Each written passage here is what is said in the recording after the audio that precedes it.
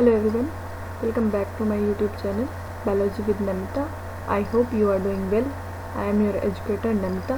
यहाँ पे हम बैक्टीरिया के स्ट्रक्चर के बारे में पढ़ रहे हैं जिसकी एक सीरीज़ चल रही है जो कि बहुत ही इंपॉर्टेंट टॉपिक है आपके कॉम्पिटिटिव एग्जाम के पर्पज़ से या फिर बायोलॉजी की किसी भी ब्रांच से आप ग्रेजुएशन पोस्ट ग्रेजुएशन कर रहे हैं, एमएससी एंट्रेंस की प्रिपरेशन कर रहे हैं, नीट की प्रिपरेशन कर रहे हैं। ये एक बहुत ही इंपॉर्टेंट टॉपिक है। अगर आपको ये वीडियो अच्छी लगे तो वीडियो को लाइक करना, चैनल को सब्सक्राइब करना और अपने फ्रेंड्स के साथ शेयर करना ना भूलें। चलिए शुरू करते हैं। यहाँ पे ये अल्ट्रा स्ट्रक्चर ऑफ बैक्टीरिया है जिसमें हमने सेल वॉल पढ़ लिया। आज हम सेल मेम्ब्रेन या फिर प्लाज्मा मेम्ब्रेन के बारे में पढ़ेंगे। प्लाज्मा मेम्ब्रेन क्या होती है? प्लाज्मा मेम्ब्रेन तो लिखा है, it is a flexible lipid bilayer ultra thin semi permeable membrane called plasma membrane. Flexible मतलब लचीली लिपिड बायलेयर मतलब लिपिड की दो लेयर, एक लेयर ये एक लेयर ये। लिपिड बायलेयर अल्ट्रा थिन बहुत ही पतली एक सेमी परमिएबल मेम्ब्रेन होती है जिसे हम प्लाज्मा मेम्ब्रेन कहते हैं। नेक्स्ट है, it is composed of a phospholipid bilayer and 200 different kinds of protein and carbohydrate. ये plasma membrane phospholipid bilayer 200 different kinds के प्रोटीन और कार्बोहाइड्रेट की बनी होती है। सेमी परमिएबल मतलब कुछ सेलेक्टिव सब्सटेंसेस को ही अपने अंदर या फिर सेल के बाहर जाने देना। It is describe by fluid mosaic model. इसे फ्लूइड मोज़ेक मॉडल के थ्रू डिस्क्राइब किया जाता है। इसे हम साइटोप्लाज्मिक मेम्ब्रेन या फिर सेल मेम्ब्रेन भी कह सकते हैं। It is also called cytoplasmic membrane और सेल मेम्ब्रेन। एक फंक्शन ये किस तरह कार्य करती है, जैसे मैंने बताया, सेलेक्टिवली परमिएबल मेम्ब्रेन की तरह कार्य करती है। मतलब कुछ सेलेक्टिव सब्सटेंसेस को अपने अंदर या फिर सेल के बाहर जाने देती है।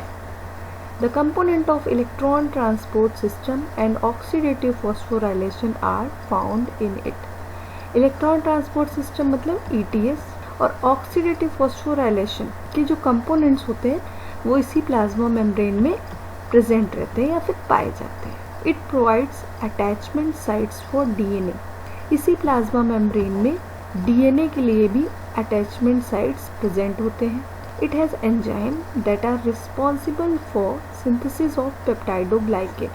इस प्लाज्मा मेम्ब्रेन में एक ऐसा एंजाइम भी प्रेजेंट रहता है जो कि पेप्टाइडोग्लाइकेन की सिंथेसिस के लिए, संश्लेषण के लिए, मतलब पेप्टाइडोग्लाइकेन के बनने के लिए रिस्पॉन्सिबल होता है, उत्तरदायी होता है।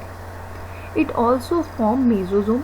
ये मेसोजोम भी बनाती हैं प्लाज्मा मेम्ब्रेन और फोटोसिंथेटिक लैमेली भी बनाती हैं। इस तरह के भी स्ट्रक्चर ये फॉर्म करती हैं, बनाती हैं।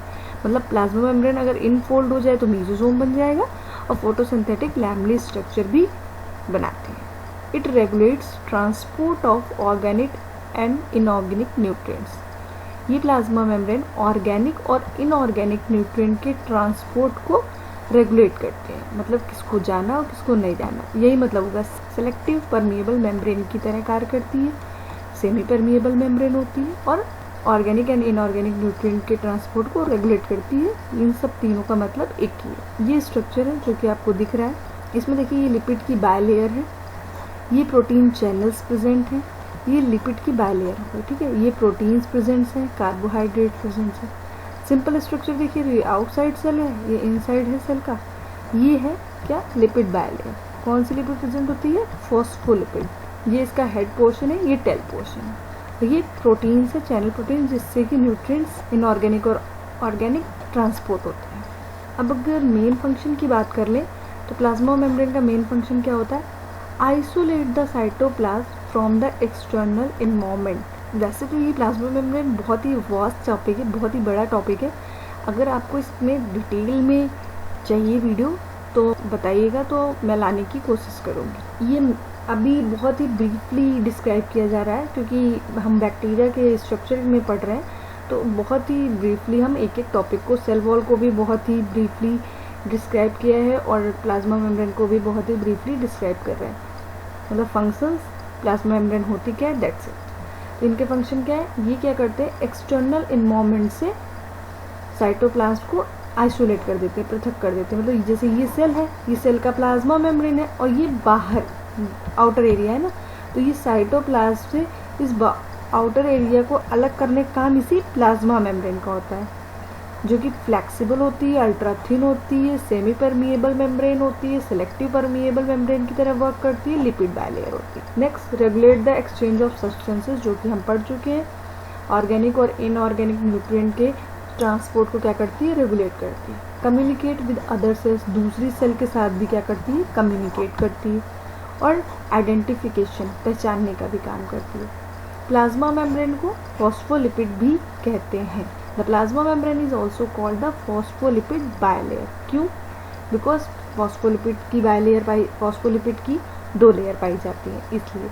तो phospholipid contain hydrophilic head and non polar hydrophobic tail पाई जाती है। तो ये फॉस्फोलिपिड होती है, इसका ये है फॉस्फोलिपिड आपकी, इसको ये देखो लिपिड बायलेयर हो गई। फिर एक पोर्शन को लेके दिखाया गया, ये हेड पोर्शन हो जाता है और ये टेल पोर्शन हो जाता है। जो हेड पोर्शन होता है वो हेड जो होता है वो क्या होता है, वाटर लविंग होता है, मतलब वाटर के साथ रिएक्ट करता है। और जो टेल पोर्शन होता है वो वाटर हीटिंग होता है।